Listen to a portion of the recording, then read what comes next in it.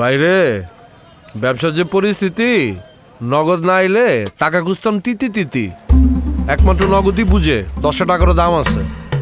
আগে যখন বেকুব ছিলাম, হাজারে ক্যাশর দিতাম 20 টাকা। অঙ্কটা বুঝাই। নগদ আসার পরে এখন দিনে বাঁচে 80 টাকা, মাসে 2400 টাকা, বছরে 28,800 টাকা, 2 বছরে 57,600 টাকা। এই টাকা দিয়ে গ্রামে নতুন টিনের চাল লাগাইছি।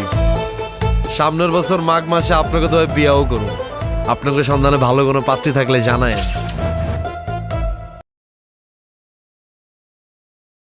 ওই খলিল মশাটি আমার বাইরে আটকাছিস কি? তোর হাত 2 টাকা একটা দাম। আরে ভাই আপনি কি সিরিয়াস নিয়েছেন না? আমি তো আপনার ভাইয়ের সাথে মস্কারি করছি। আরে ভাই আপনি কি পাগল? মস্কারি কিল্লে করবি? তোর এত বড় সাবাস কে দিছে? ও বেড়া, মস্কারি কিল্লে করছিস? ভাই আমার মাফ করে দেন, আমার আর ভুল হবে না। আমি আপনার ভাইয়ের সাথে মস্কারি করব না। আপনার ভাই আমার ঈদের প্রফিট না, সেজন্য আমার মাথা গরম হয়ে গেছে। আমি এলাকা ছেড়ে চলে যাবো। চলে যা, তোর মানা গেছে। আমার ভাই কই? আমার বাইরে কই? আমার বাইরে কই বান্ধে রাখছস? শালার ফুট, মান্দার ফুট। আমার বাইরে বার কারণে তোর খাইছি। তুই তোর মৃত্যুর দাওয়াত দিছিস। তুই জানোস না আমি আজরাইল।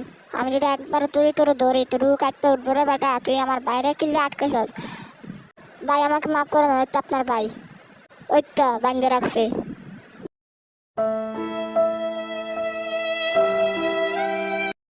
সানা মান্দার ফুটোর কত বড় সাহস! সেটা আমার বাইরে আটকাছে। তুই আমার মাথাটা গরম করেছিস রে।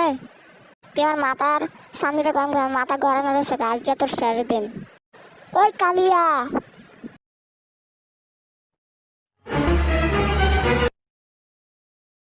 কি বস, কি হয়েছে? মাথাটা কাটতে আমার হাতাই না দেয়, এটা তোর কাম। ভাই আমার মাফ করে দেন ভাই। আমার ছোট ছোট দুটো বাচ্চা আছে, ওরা কিভাবে খাবে, কিভাবে কি করবে? আমাকে ছেড়ে দেন।